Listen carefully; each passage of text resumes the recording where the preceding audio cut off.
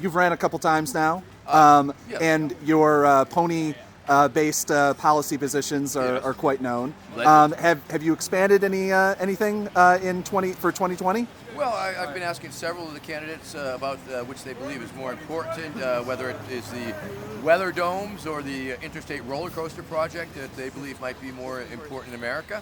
Of course, this year, I've been running for 30 years. I've run as a Republican, I've run as a Democrat, and of course, I was neither of those things when I ran.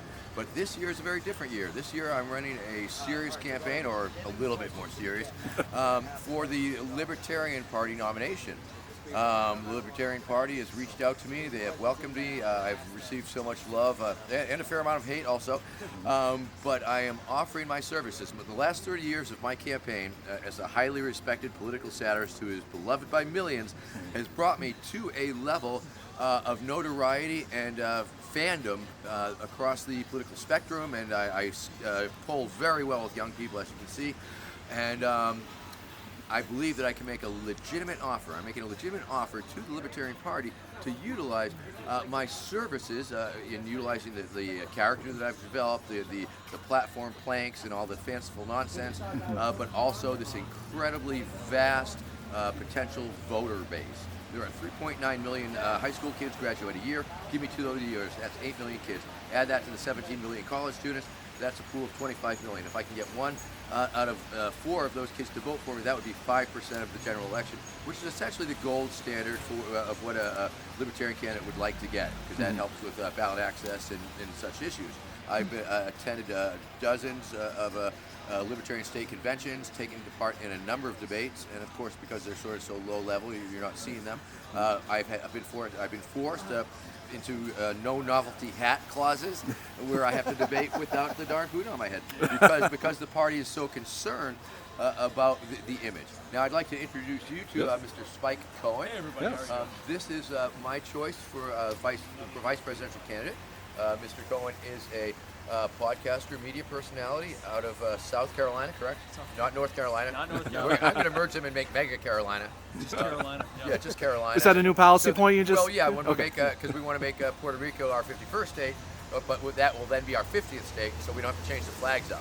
I don't want to cause that kind of trouble. Make Carolina one again. Sounds like a cost-saving solution because you don't have to change the Definitely a flag. streamlining position.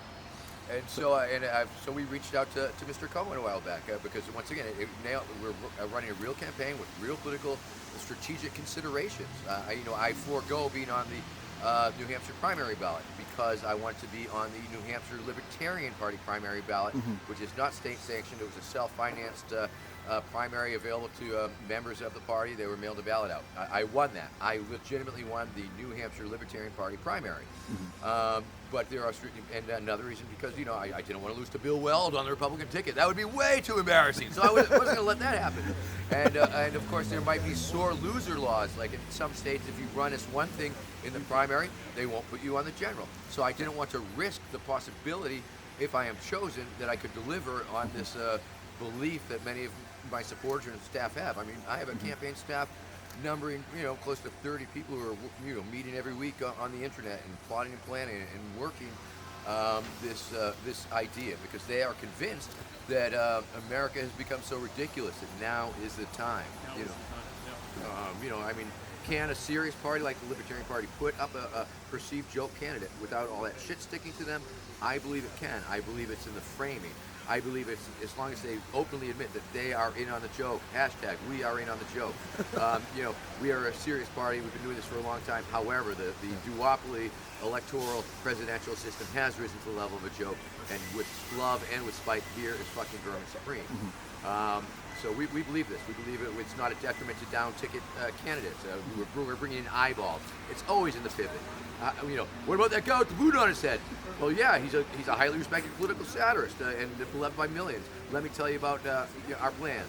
Or that guy's an asshole. I'm sorry that happened. However, let me tell you about how the government affects you and shit like that. So it's doable. And I'd like to have Mr. Cohen speak towards our candidacy. parties have completely shut out third-party and independent candidates, from the president down to the Congress to the Federal Election Commission to the state election boards. Every election cycle, they make it harder and harder and harder for us to even get on the ballot, much less get in front of people's TVs and faces to be able to just say our message. Yeah. The system is a joke, and they treat us as the punchline. This campaign is giving the voters an opportunity to turn the joke around on the people that are doing it to us and make them the punchline. Now, I mean, even, they say, Ralph Nader ran in 2000 and was considered, no chance whatsoever. He should really run within the system and work within the system. So Bernie Sanders, a independent candidate, runs within the system, and then they immediately turn around and say, is there any winning? Like, is there any winning that, like, the mainstream world over? Like, the only way you can win the mainstream world over and get their attention is to get in front of it. And you mentioned Ralph Nader. After the Nader fiasco, as Republicans and Democrats would call it, they have tightened down the election process so much that in some states you have to get hundreds of thousands of signatures to even be on the ballot. Yeah. You have to petition, and then they canvass those petitions and do everything they can to try to block third-party candidates. Because if there's one thing that there's three things that Republicans and Democrats agree on: the wars can never end. We must continuously tax, spend, and run up debt, and no other party should be allowed to participate in this. So anytime they pretend to be fighting, they immediately stop to make sure that third-party and independent voices cannot be heard. That happened with Nader. Nader was able to break through. Before that, Ross Perot was able to break through. They would not be able to do that now because of the way that the system is set up. Our campaign is designed to completely subvert that system and turn it on its head. They have to pay attention to someone with a boot on his head and someone holding a stick with a pony on it. They have to. If we get the nomination, they have to pay attention to it. And by getting us in front of them and doing our satire shtick, and then taking off the clown nose long enough to say, now here's what we really think, here's what our platform is, here's what our policies are, now we can actually spread the message.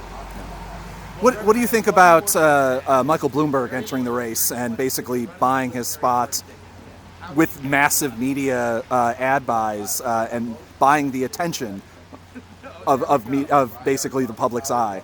He's not only buying ads, he is paying influencers. So I recently saw an article. He's paying, I think it's like $150 for every positive mention of Michael Bloomberg that you can do on Instagram or whatever else. Yeah. The DNC actually changed their rules for this next, or I guess the last debate or the next debate. I'm not sure. For one of the debates, either the last one or this one coming up, specifically designed to allow him to participate, because otherwise he wouldn't have been able to. So they, reconfigured their rules a little bit so that a multi-billionaire could enter the race. Now keep in mind, this is someone who also owns a media network who has rules in place to never criticize him or his family, even in a political sense. Whether that's legal or not, I guess when you're a multi-billionaire you can do whatever you want. But this is, you have literally a multi-billionaire who has a major part of the press. I think he has 13,000 reporters under him. Wait for the siren to go by.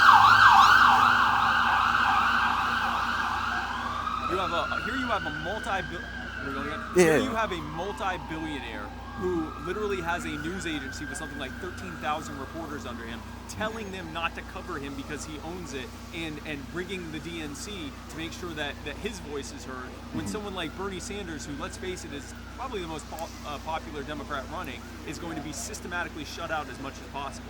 Yeah. The entire thing that we are doing is saying, whether you agree with libertarianism, whether you agree with the platform or not, this system is treating you like the joke. It is the joke, but it's treating you like the joke. You are the punchline. So if the system is a joke, and if the whole thing is a circus, then why not vote for the biggest clowns out there who are going to turn around and make them the joke? Yep. Great.